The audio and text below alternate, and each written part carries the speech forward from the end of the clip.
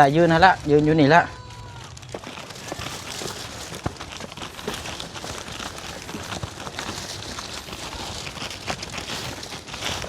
เมียเราเป็นยังบ่เราคิดว่าเฮาอยากได้เมียเรานั่นแหละเราทำว่าไปเอากันเด้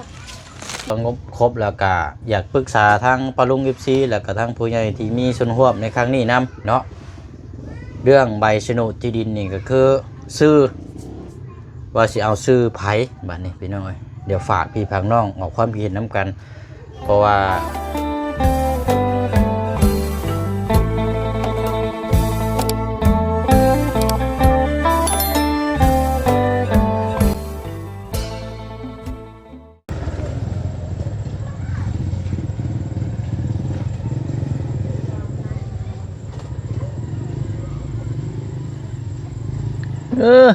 บ่นิ่งแท้โอ้ยปานยืนเคารพธงชาตินี่เนาะโอ้ยเห็นแต่เป็นทหารพุ่นแหละข่อยแบบนี้โอ้ยพี่น้องเนาะเอาเปิดภาพมาก็พอได้หัวน้ำเล่านี่แหละพี่น้องเนาะเอากะกินนี่กะฟ้าฝนกะตกลงมาแน่พี่น้องเนาะกินนี่กะตกก็ถือว่าแห้งแต่ว่าตกแล้วก็แดดเนาะมันยังสิตกอีกอยู่วะประตูฝนยังสิตกลงมาอีกอยู่วะฮะบ่เนาะบ่ตกกระยาดอกเนาะมันเปียกพอเลยเนาะบ่ไหวแล้วทางมันไปยากเลยเนาะห้องบอกเพิ่นแม่ใช่ถึงผ่ายพอเด้อสิเนาะเอาละพี่น้องเนาะถือว่ามาพบมาเจอกันช่วงจะค่อยคำลงแรงเนาะเพราะว่ารอบเที่ยงเนี่ยเขาก็เข้ามาแล้วรอบนึงเนาะแล้วก็มาพูดมาคุยน้ำกันนะครับเบิ่งน้ำกันทั้งน้องคำดีทั้งน้องเพิ่นก็อยากลูกย่างแต่ว่าเขาห้ามแล้วพี่น้องห้ามก่อนเนาะแต่ว่าดุขึ้นมาประคองก็ได้ระดับหนึ่งแล้วเนาะแต่ว่าก็และห้ามแล้วพี่น้องเนาะเพราะว่าอยากให้พาทั้งน้องเพิ่นไปเอ็กโกเอ็กซเรย์เบิ่งน้ำกันอีกรอบนึงก่อนจังหู้เหตุผลว่าร่างกายนี่เป็นมาจังใดเกี่ยวกับขาเรานี่เขาจังที่ได้ชะล่าใจนะพี่น้องเนาะตัวนี้ก็คือห้ามก่อนตัวนี้เด้อครับทั้งน้องคำดีเนาะเอาพี่น้องเด้อเนาะเอากราบสบายดีและสวัสดีพ่อแม่พี่น้องเบิดสุขุสุคนพี่น้องเนาะพบเจอกันอีกคือเก่าช่วงจะค่อยคำลงแรงเนาะกลับมาอยู่ที่บ้านสะทึมเนาะขึ้นกับเมืองเซโปนแข่งสวรรค์เขตเขานี่แหละพี่น้องเนาะเอาการลายคู่ลายคนเนาะเดี๋ยวว่าทางพี่น้อง FC ที่ติดตามเคสของทางน้องคำดีกับเรื่องสุขภาพร่างกายทั้งน้องเพิ่นก็ถือว่าเฮาก็ทำฮู้น้ำกันแล้วเนาะแต่ว่าหลักๆด้วยกัน1มากกับเรื่องที่ดินเนาะที่ดินที่ทางที่เฮาไปเบิ่งน้ำกันนั่นแหละพี่น้องเนาะเพราะว่าผู้เชี่ยวชาญก็เปิดสมทบแต่ว่าแจ้งไปก่อนหน้าก็คืองบยังบ่ทันได้มีมาพอเนาะพี่น้องเนาะหรือว่าท่านได้ครบมื้อนี้ก็ถือว่า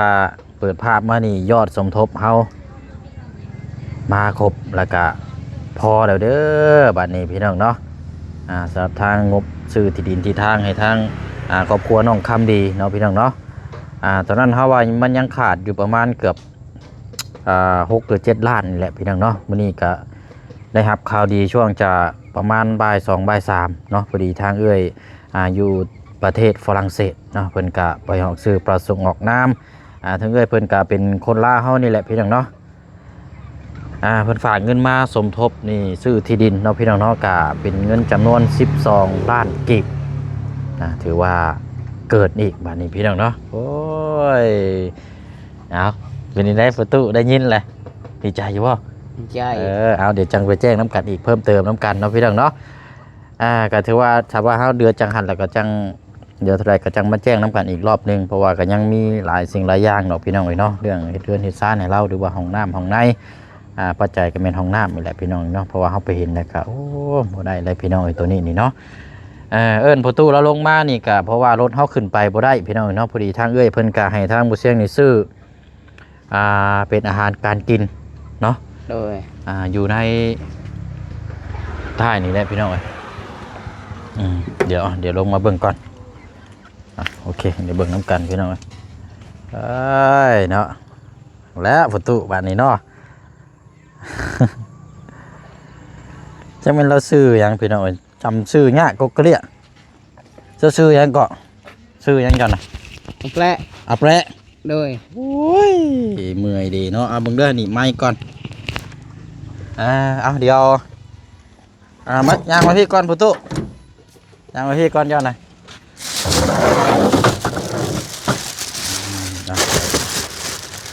เด้อว่าอยากนักเต็มเลยจับเต็มแล้วเอาคิวแล้วย่างไปหน้ากล้องครับผมจับนี่หัวนี่นี่ตัวนี้น้ำเอาไปย่างเป็นหน้ากล้องพูดบัด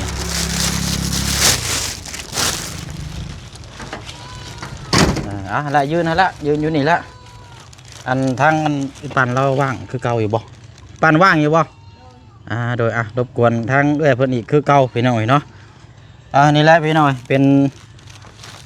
ไข่ซองแตะหรือว่าซองแพงแล้วก็มีแก๊สหนึ่งกับปลากระป๋องเนาะแล้วก็ตามมานี่อันนี้ว่าเชียงซื้อมาอันนี้น้ำเป็นกระดำหัวหนึ่งหัวบากไงแล้วก็กับสมมูน้ำพี่น้อยซื้อมา2 ถุงเนาะซื้อมา2 ถุงอันนี้มาฝากทางอันนี่แหละพี่น้อยฝากทางวิปันน้ำเนาะสบายดียำคำยำแรงอีกรอบหนึงเนาะทางวิปันอันนี้เขามาฝากเจ้าเด้อมาฝากเจ้านี่มีสมหมูกับมันกระดำมาแล้วเด้อแล้วนี่มาให้ครอบครัวเราโดยดีใจเด้อเดี๋ยวเขามีแนวแจ้งน้ำกันเนาะเดี๋ยวคนละเดี๋ยวพาไปเบิ้งที่ดินน้ำกันอีกรอบหนึงเนาะเดี๋ยวเอานี่แหละขึ้นไปไอ้ป้านเอานี่ไปไว้เพื่อนเจ้าก่อนก็ได้ตอนนี้ก่อนก็ได้ให้เราหิวได้บ่โอเคไปเอาละเนาะเดี๋ยว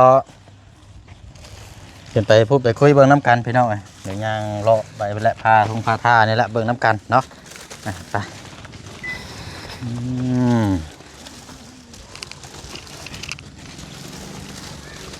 โอ้ยหากก็เห็นแดดเนาะชัดว่าหากก็เห็นแดด10 กว่ามื้อก็บ่เห็นแดดหากก็เห็นแดดช่อง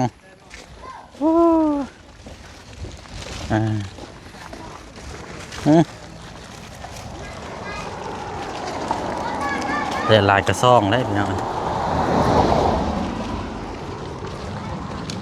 อันกินนี่ก็ตกแห้งแต่บ่อยปันคือว่าเอาเรื่องอยู่ได้กินนี่ก็เนาะ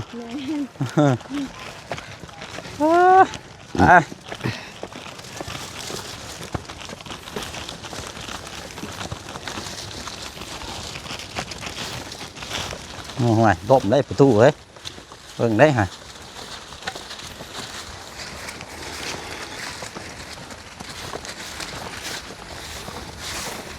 ดีใจแหละ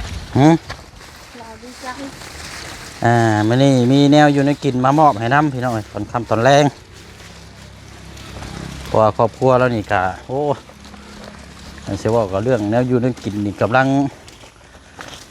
ไวกำลังอยากครับ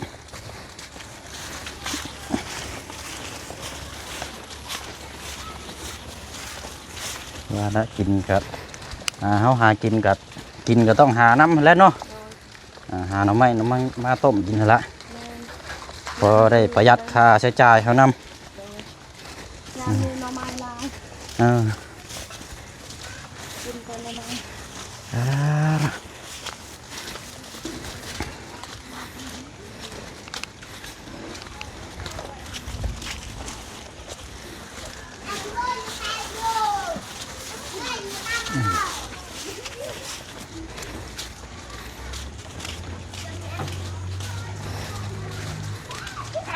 ก็เห็น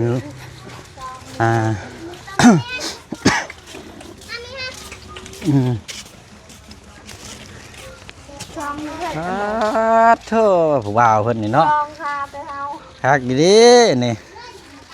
ตัวไปมือหนึ่งยันเราเงาจักคันบ่ได้มาจัก2-3 มื้อนี่พอแห้งเนาะสิเป็นได้ไรเนาะไปพุ่นละขึ้นไปเทิงพุ่นละไปน้ำกันคือเก่ามันถอดหลอดไฟให้ในเด้อประตูมันพอมันแจ้งแน่โอ้ยเข้ามาอย่างเรื่อยเท่เด้บ่ายะวะตกใจบ่จัก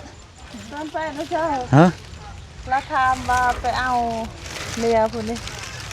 เอ้าเป็นหยัง เลย เมียเราเป็นหยัง บ่เราคิดว่าเฮาอยากได้เมียเรานั่นแหละเราถามว่าไปเอากันเด้อได้เอาไปเอาแล้ว เป็นห่วงแท้ผัวนะโอ้ยเมื่อยดินี่เราไปเอานี่ นี่เอาเนย บอกแล้วแน่ฮัน ไปขึ้นไปเทิงเมื่อไหร่ไปว่าเราเป็นห่วงผัวแล้วพี่น้องเอ้ยไม่ต้องคำดีพอไปแช่งโทรให้ทั้งไอ้ปั้นอะไรให้ประตูแล้วลงฮะไปขึ้นก่อนรถยะเจ้าหน่อยเปิดแน่หลอกไฟนะประตู ก็คือ ตุ๊บโอ้ยเอา ก็คือทำไม ครับไฟกูบอนั่นนี่หลอกพี่น้องเนาะฝาบัตรแพ้ตังกันเพราะว่าเขาใส่เมื่อวานนี่ โอ้ยเรงนี่ โอเคบาทนี่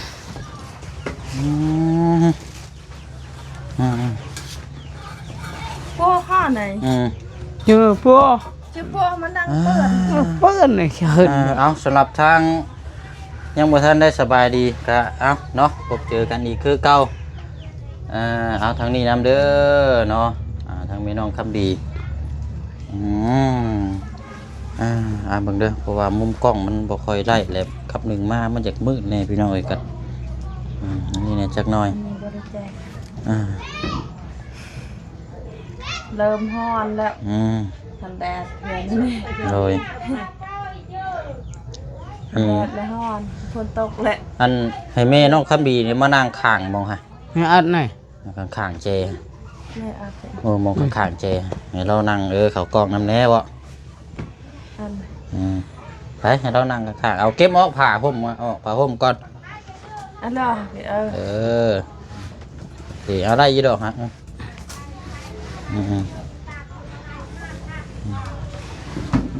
เอานี่มืดนี่เด้อพี่น้องเฮือนเรามันมุมมืดเนาะคันสิบอกกัน เลย ยังบ่ทันได้มุมยังบ่ทันได้สว่างยังมืดมุนอยู่เดี๋ยวจักหน่อยก็แจ้งดอกเนาะ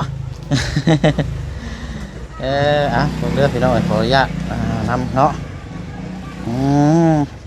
โอ้ฝนตกระบาดฮ้อนอันนี้เนาะ โดย เดี๋ยวก่อนอื่นขออนุญาตอันเบิ่งเนื้ออยู่ในกินก่อนในซีเมนต์อันนี้สมมูนี่เอาไว้เฮิงบ่ได้และต้องกินอันนี้เด้อ โดย ประมาณจุดห่อได้1 2 4 5 6ห่อเนาะนี่ก็แบ่งทั้งไอ้ปั้นน้ำแล้วก็ทำกระดำน้ำละมันก็ถึงเลิกเนี่ยไว้เฮิงบ่ได้อันนี้อันนี้ก็ เป็นบางน้ำเท้าไว้อีก เห็นแล้วมีแก๊สหนึ่งครับปลากระป๋อง โดย แล้วก็ตามมะไข่2 แตะเอาโอ้ยถือว่าเพิ่งได้เติบอยู่หรอกวันนี้เนาะยิ้มเลยกว่านี่ โอ้ยเราคิดว่าอันยังเกาะไอ้ปันเราเมื่อกี้นี่ ลืมแล้ว ฮะเล่นผัวเฮียใช่ไหมบ่ เอ้ยเนาะพี่น้องเอ้ยเอาติดแล้วเนาะ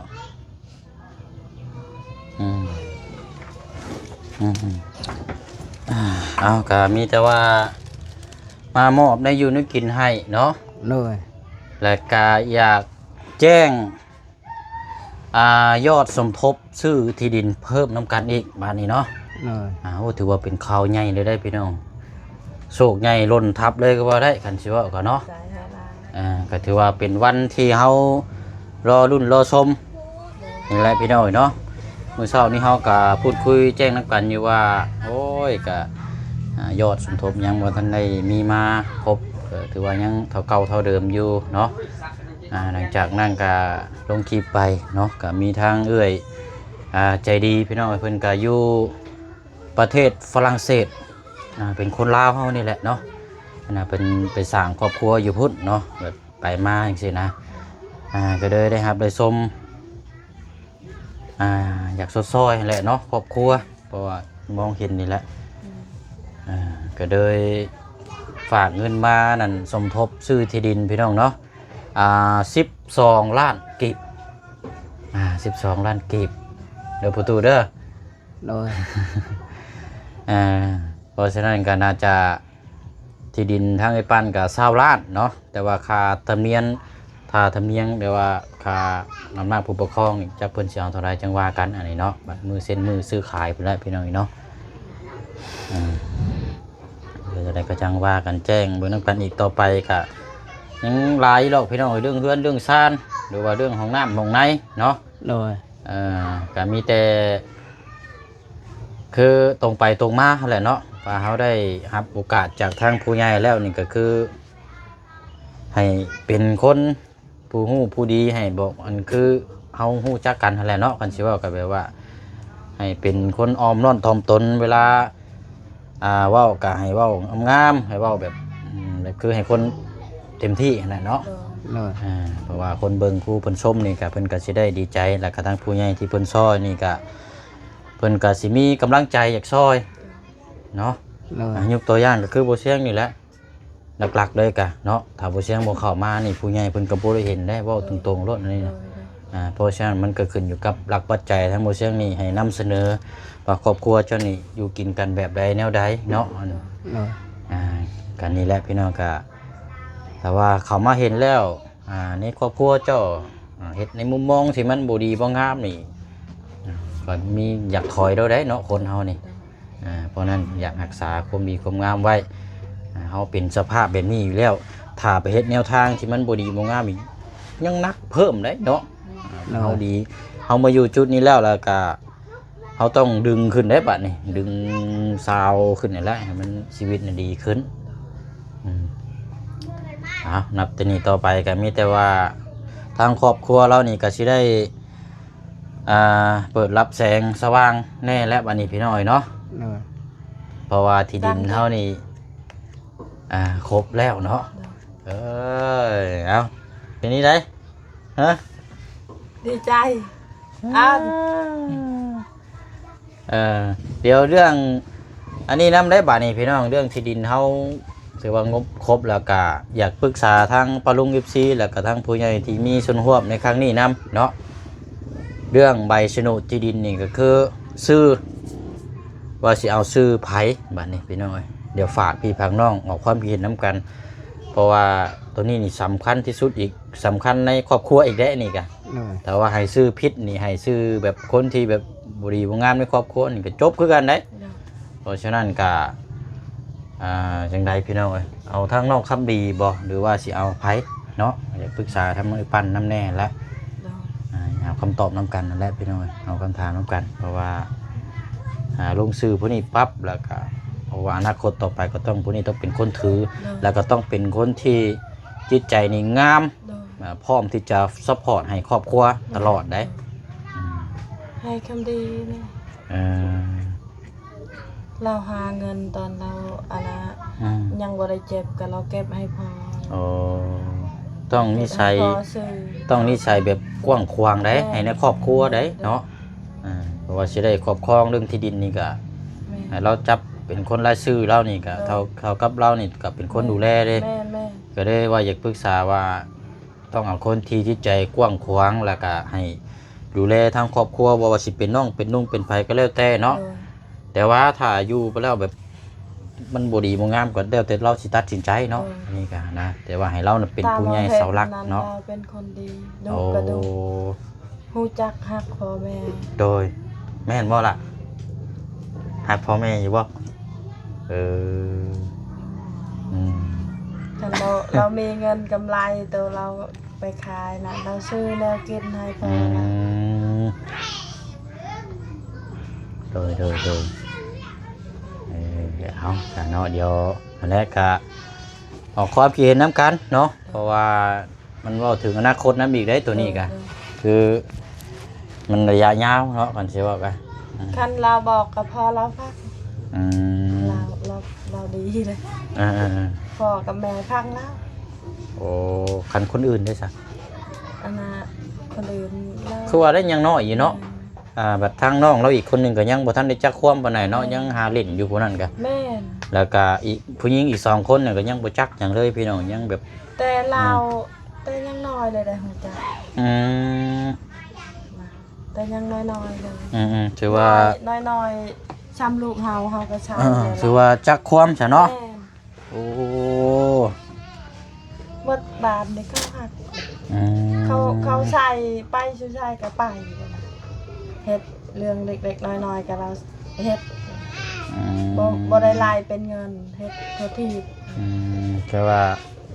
ได้เงินแน่บ่ได้เงินก็คือเฮ็ดไปโลดเนาะ แม่ อันสิเว้ากัน แม่ เอาสติดตามเบิ่งน้ำกันสพี่น้องหลังจากทั้งว่าน้องเพิ่นหาดีให้เศร้าแล้วก็จังติดตามเบิ่งน้ำกันเนาะนี่ใส่ใจคอเพราะว่าช่วงนี้อยากให้น้องเพิ่นดูแลตัวเองก่อนอาหารการกินดูแลตัวเองให้ฟักพื้นให้แข็งแรงก่อนเพราะถ้าว่าเราแข็งแรงเราย่างได้แล้วก็จังว่ากันบัดนี้พี่น้อยเนาะถ้าว่าเพิ่งพังเบิ่งถ้าว่าบ่เชียงเมื่อบ้านรอบนี้เดี๋ยวสิซื้อไม้กระเท้ามาให้เพราะว่าเราย่างค่ำพอได้ค่ำนะยังเถื่อพอได้ย่างไปเบิ่งโอทีไม้ได้บัดนี้เนาะแม่ได้พี่น้อง ยันมาอยู่เฮือนเฮาตลอด ย่างอยู่พุ่นละได้เดิน เลยได้ชมวิวลายอยู่พุ่น เปลี่ยนบรรยากาศเนาะ นี่มันอึดอัด เนาะเอามีแต่ว่าทั้งนี้ทั้งนั้นกะเดี๋ยวรบกวนทั้งอีปั้นอีกรอบนึงแจ้งบอกทางประตูเราอาจจะฝันอยู่หรือว่ายังบ่ทันได้ตื่นนอนก็เป็นไปได้เนาะ โดย จะให้ห้ามฮู้น้ำกันอีกรอบนึงคือแจ้งบอกทางครอบครัวเราหรือว่าพร้อมทางอายะนำเนาะตอนนี้มีทางผู้ใหญ่ที่เพิ่นสดซอยนี่เพิ่นสมทบชื่อที่ดินให้นี่ครบแล้วครบแล้วเด้อบัดนี้เนาะมีแต่ว่าเฮาสิหาวันเวลานัดหมายซื้อแค่นั้นเองบัดนี้เนาะ โดย ต้องนัดทั้งพายทั้งอำนาจทั้งในบ้านเนาะผู้คนเส้นผู้คนขายให้ผู้คนแปะโป้ไปยังให้อะไรเนาะเกณฑ์จดบทบันทึกไว้ต้องนัดวันเวลาจะบีได้นี่ครับพี่น้องเพราะว่าช่วงนี้ก็ช่วงมีแต่เวียกซ้ำเนาะให้ลงส่วนช่วงนี้ก็แต่ว่าก่อนอื่นก็แจ้งให้ทางครอบครัวเนี่ยให้ดีอกดีใจก่อนเนาะ เราเจอประหลาดเจอสะอาดมาตั้งไปหา โนน้ำพระจะแทน บอกแล้วแน่เรายิ้มน้ำแน่ให้ประตูบอกเมียจะยิ้มน้ำแน่ จ้างเอาไว้จ้างไง อ้าว อ่านนะ อ้าวไปเบิ้ลเจอประหลาดแล้วจางอนยากระต่าย บ้านน้ำดูน้ำพระจังแต่ ดีใจอยู่ป่ะ ใจไปน้ำเจอดีใจ ดีใจ สะอาด โดยบ่เป็นยัง ดีใจ หนุ่มมือใช้ผ่านหน้ากล้องพอแล้วเด้อ ดีใจเด้อแม่เอ้ย มีแต่เพิ่มเติมก็คือถ้าเราว่าบ่ค่อยได้นั่นก็ให้เราแต่งเนื้อแต่งกายแต่งคนประตูให้งามๆจักหน้อยบัดนี้เด้อ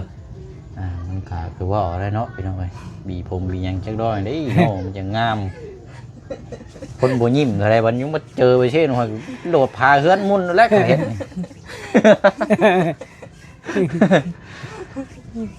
คอยขึ้นมาหาคอยสิทำท่าว่าโอ้เว้ยคอยเจ็บท้องก่อนเด้อคอยเมื่อก่อนเหยียบเลยแหละคอยแบบนี้นะเด้อแต่งหน้าแต่งตาจักหน้อยเนาะมาเริ่มชีวิตก็สิเริ่มดีขึ้นได้ ดังเต้นไปน่ะอันตาย เงี้ยตรัก น่ะน่ะไปดังน่ะ เลย ฮะ ดัง อันนั้นไปทำแต่งตัวเต้ตาปุยเนี่ยเสียดเฉาะปุยไม่แล้วมาจับ เสือไม้ชิ้นงามแล้ว นี่เบิ้งในขวาสักแน่แล้วมาสักแล้วสักแบบนี้เบิ้งน้องกัน เงี้ยเฟื่อเฟื่อน้ำ เที่ยงได้เที่ยงกับเขา เจียวเหนียว แน่ เฟื่อ แล้ว น้ ว่าสักให้มันสะอาดและเพื่อความร่างกายเฮาเนาะ คือการกินนี่ลูก ำเทียดกับเปียร์นี่ คนนี้ผัดกระวองคือกัดเลย เนาะเอาแหละเนาะมีแต่ว่าตามนั้นแล้ววันนี้พี่น้องเอ้ย ดีใจเอ้ย แจ้งข่าวดีน้ำกันราคามีแต่หามือหาวันนัดซื้อหมายเท่านั้นแล้วบัดนี้พี่น้องเอ้ยเนาะนะมีแต่ว่าผ่านกล้องแล้วก็พากันนบมือแล้วก็ฝากขอบมุกขอบใจ อวยพรอวยชัยให้ทางเอื้อยเพิ่นให้เด้อเนาะทางเอื้อยใจดีก็ได้เนาะเพิ่นบ่ให้ออกชื่อประสงค์ออกนามอยู่ประเทศฝรั่งเศสเนาะเป็นคนลาวเฮานี่แหละเด้อเอาละทางไอ้ปั้นก็ได้อันนี้บอกแล้วก็คือเก่าหั่นละบอกในนามบ่เป็น ไม่ด้วยคือกูพานะ ว่าตามไอ้ปั้นนั่นแหละเด้อว่าตามเอื้อยเพิ่นนั่นล่ะเด้อเอา ขอบใจเด้อเอ้ยเด้อที่มา จงใจเด้อเอ้ยเด้อ ขอบใจหลายๆ จงใจหลาย ขอให้สุขภาพแข็งแรง หลายครับแห้ง บ่ฮู้สิเว้าคำใดแล้ว เออ ดีใจแทนเรา ดี ดี ใจ ใจ เด้อ ดีใจหลาย โดย ๆป้ายขอบใจน่ะคือถ้าบ่ได้ไปตาม เยอะ เฮา ไป เว้าเดียว เยอะไป เว้าแล้วมันเว้า เอาจังซี่ก็ได้ใส่เอาเดียวบ่เชิงสิเว้าแล้วก็ว่าตามก็ได้เด้อเว้าแล้วก็เว้าดังๆนำได้บ่แม่นว่าเว้าแล้วก็บ่ฟังนำได้นกมือขึ้นล่ะ เมื่อกี้นี่ เว้าตาม เจ้าได้ เด้อ ยินเราเว้าตามเฮา บ่เราเว้าแล้ว เพราะว่าหนึ่งมานี่ก็เฮาต้องเว้าเนาะเพราะว่าเฮาบ่มีหยังแล้วแม่นบ่ล่ะเพิ่นซอยเฮานี่เฮาบ่มีหยังที่จะตอบแทนเพิ่นก็มีแต่คำเว้าคำจาคำอวยพรนี่แหละเนาะ เลย ไม่ คน ด้วยอ่าน เพราะฉะนั้นก็มีแต่ว่านกมือแล้วก็นั่นแหละเอาล่ะเอานกมือก่อนซองไผซองหาผู้สาวบ่ไผว่าที่มีผู้สาวเลย บ่แม่นบ่มี อ ใจมัก เอาหาได้เด้อก็ว่าตามบ่เสียงเด้อเด้อประตูเด้อขอบใจทั้งเอ้ยใจดีเด้อ เข้าใจงั้นเอ้ยดีเด้อ ขอให้มีแต่สุขภาพ ให้สุขภาพ ขอให้มีสุขภาพ แข็งแรง แห้ง พร้อมครอบครัว ๆแห้งครอบครัว ที่ได้มียอดสมทบ ให้มียอดเพิ่ม ซื้อที่ดินให้ทางลูก ชื่อเล่งทางลูก ขอให้สุขภาพพลามัยแข็งแรง แห้งข้าวให้แห้ง ตลอดปี ตลอดปี และตลอดไปเด้อ ตลอดไปเลยเข้าใจเล โด ย ยเอาเนาะถูกพี่น้อยเนาะเพิ่นกะนั่นแหละพี่น้องเนาะกะคำบอกคำจาคำอวยพรอวยใช้กะต้องอะไรบัดนี้ก็ต้องคันสิว่ากันแนะนำเพิ่มเติมขึ้นอีกน้อยนึงเนาะ เลย ต้องเรียนรู้นิดนึงนะว่าความจริงครับเพราะว่าเฮาก็บ่ฮู้ว่าสิหยังตอบแทนเนาะก็มีแต่นุบมือนุบมือก้มกราบลงก็มีแต่ขอบคุณขอบใจผู้เพิ่นซอยหั่นแหล้วเนาะ เลย เพราะว่าหนึ่งมานี่เฮาหลักๆเลยก็ เลย เฮาบ่ฮู้ว่าจักแม่นไผแม่นยาเด้เพิ่นเป็นหยังเพิ่นจังมาซอยเฮาหั่นนะคิดแค่นั้นก็พอเด้เนาะเพราะฉะนั้นเฮาบ่มีหยังตอบแทนก็มีแต่คำบอกคำจานั่นแหละเด้อล่ะเด้อเท่านี้ก็อดเอาก่อนอีกประมาณได้จังมือแล้วครบ4เดือนนะบ่เดี๋ยวไล่เบิ่งเด้อคันนั้นกันเดี๋ยวบ่เชียงสิพาไปอีกสิได้เบิ่งซองเบิ่งแล้วจะได้หาฮู้นำกันตัวนี้นำอีกพี่น้องแต่ว่ากระดูกต่อก็แล้วเฮาก็สิสบายใจแล้วก็หาซื้อไม้ค้ำมาให้น้องเพิ่นพอได้ย่างพอได้ออกกำลังกายพอได้บ่ได้อยู่แต่ในพื้นที่แบบซี่ช้าเนาะแต่ละมื้อแต่ละวันก็เครื่องฮู้แล้วมันก็เมื่อยแล้วพี่น้องคันสิเว้ากัน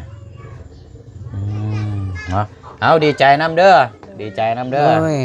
ดีใจนำพี่น้องเอ้ยเนาะทางครอบครัวน้องคำดีมีแต่ว่าเฮาโดนชมเรื่องซื้อที่ดินที่ทางบัดนี้พี่น้องเดี๋ยวมาแจ้งทางพี่น้องประดุง FC นำกันอีกเชื่อนึงเนาะว่าสิซื้อมื้อใดวันใดต้องนัดหมายให้พร้อมนำกันบ่ได้นี่ก็เนาะบัดนี้ทางเฮาพร้อมอยู่บัดทางอื่นบัดทางเพิ่นมันบ่พร้อมมันสิมันก็ยากอีกเนาะเฮาต้องนัดไว้ประมาณเต็มที่จัก2มื้อซะเนาะเพื่อไว้หรือว่ามื้อนึงจังซี่นะพี่น้องหรือว่าอาจจะเกินหันก็เป็นไปได้แต่ว่าก็หั่นแหละเบิ่งตัวจริงนำกันเนาะมันก็เฮาเว้านำประมาณนี้พี่น้องเบิ่งตัวจริงนำกันอีกเทื่อนึงโอ้ยเอาล่ะเด้อเลย ใส่น้ำบัดนี้มีมื้ออื่นพุ่นละเดี๋ยวบ่เชียงสิมาเยี่ยมมายามใหม่ เลย เด้อ ได้โดย ฮะคือบ่ยิ้มบ่หยังเนาะเป็น ได้โดยไอ้ บอกแนะนำเราเพิ่มในเด้อ เลย หูเราบ่ค่อยได้ยินก็แม่นแต่ว่าเราบ่ค่อยยิ้มนะพี่น้องถ้าเรายิ้มนิสัยเบิกบานนี่เราก็สิโอเคแม่นจังน้อยเนาะจะหน่อยก็ยิ้มเอง ยิ้มแน่ยิ้มแน่ แม่มันอ่อนแน่แม่มันอ่อน เฮ้ยมึงเอาไอ้ยอดนี่นะโยนนะ อ่อน ơn Chị át này cái chắc ơn Canada pa năng đồng mày dạ โอเคโอเคไปเลยตามนั้นละ Người ta rùa hãy rùa hãy อ่ะเป็นว่ากันเนาะโอ้ย Đi nó rùa นะโอ้ยเอายินดีนำเนาะก็สิได้ไปเวียกต่ออีกก่อนได้ทางบ่แซงกะมื้ออื่นเดี๋ยวมาหาใหม่เด้อ rồi อาจจะได้คำตอบแล้วก่อนเรื่องนี่แหละพี่น้องมื้อซื้อนัดหมายนํกันอีกเทื่อนึงเนาะที่ดินที่ทาง เนาะเอาอยู่ดีมีแห้งเอาสบายดีเนาะ Bye đi ไปดีเด้อใช้มีตู้สูบอกเล่าน้ำในเด้อบอกมีตู้น้ำในว่ามีผู้ใหญ่เพิ่นอยู่ต่างประเทศเนาะเป็นคนลาวเฮานี่แหละก็บอกเล่าน้ำเนาะหรือว่าเป็นพี่น้องฟังไทยหรือว่าเป็นคนที่เพิ่นอยากสดซอยเนาะเพิ่นสิว่าก็เป็นพี่น้องที่รุ่นสมัยสงครามตะกี้เพิ่นเนาะเพิ่นไปอยู่พุ่นพี่น้องไอ้คันสิว่าก็รุ่นเดียวกับเรานี่บ่จักเนาะนะก็บอกเราฮู้นำว่าโอ้เราก็สิได้นึกถึงว่าเอ้าอยู่ต่างประเทศอยู่ประเทศอื่นก็ยังมีคนลาวเฮายังพออยากมาช่วยนะเนาะก็บ่ปะบ่ทิ่มกันนั่นแหละบอกเขาเนาะพี่น้องพังไทยพี่น้องพังลาวเนาะอยู่ทางต่างประเทศนั่นแหละพี่น้องก็ซอยกันแต่หลายมา หาได้เด้อเอาไปก่อนบ้านนี้มื้ออื่นเดี๋ยวมาใหม่เนาะเอาบ้านนี้เนาะกลับออกมาข้างล่างพี่กาโล่งแจ้งแสงสว่างบ้านนี้พี่น้องเนาะโอ้ยบ้านนี้ถือว่าฟ้ามีตาสวรรค์มีใจแล้วบ้านนี้พี่น้องเนาะสำหรับทางครอบครัวของทางน้องคำบีเอามีแต่ว่าหันละเนาะขอบมกขอบใจขอบบุญขอบคุณเด้อเนาะทางใจดีเนาะอยู่ทางฝรั่งเศสเนาะที่ได้มีส่วนร่วมในครั้งนี้เนาะมีแต่ว่ากะฝากทางหรือว่าภายในครอบครัวเนาะแล้วก็ทางพี่น้อง FC เฮาปาลุงแล้วก็ทางผู้ใหญ่ที่มีส่วนร่วมนำกันเบิดสุขุสุคนเนาะแล้วก็ที่ติดตามแต่ได้มาเนาะพี่น้องเนาะเกตของทางน้องคำดีรุ่นชมน้ำกันบัดนี้มือวันเวลามือใดสิซื้อให้เราเนาะอันนี้ก็เบิ่งความเหมาะสมตามความสะดวกเนาะพี่น้องเนาะเพราะว่าต่างคนก็ต่างอยากอันนี้เนี่ยจักหน่อยเนาะเอาแล้วเนาะจังว่าจังคุยน้ำกันมื้อนี้ได้รับข่าวดีน้ำกันแล้วก็รุ่นชมติดตามน้ำกันติดต่อไปเนาะเอาสุขทางกายสบายทางใจทางผู้ให้แล้วก็ทางผู้รับทางผู้เบิ่งผู้แยงน้ำกันบดสุขุสุคนเด้อเนาะลาพี่และน้องไปก่อนเนาะบ๊ายบายพี่น้องเนาะสบายดีนี่แหละพี่น้องเฮือนซานแล้วก็โอ้โธ่